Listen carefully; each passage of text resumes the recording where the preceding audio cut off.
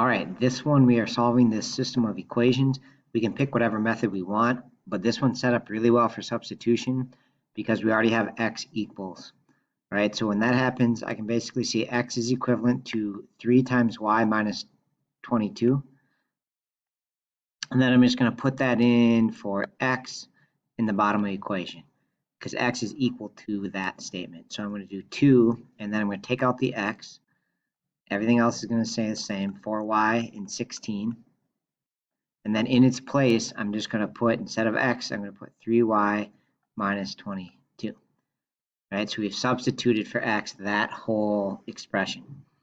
Right, now I can just solve this for y, and it's got to clean it up. So I'm going to do the distributive property, multiply both parts. Sorry, my pen is kind of falling apart here. I'm not sure why it's not working.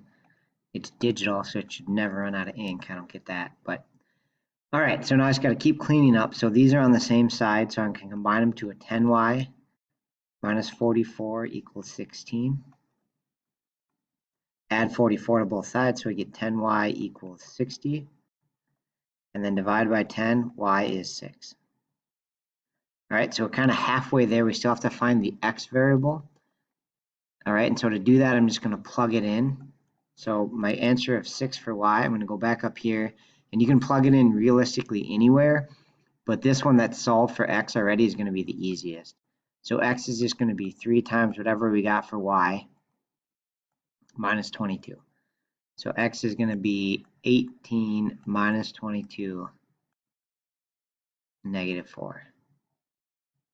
Okay, so that is the solution of x equals negative 4 and y equals 6. All right, thanks for watching.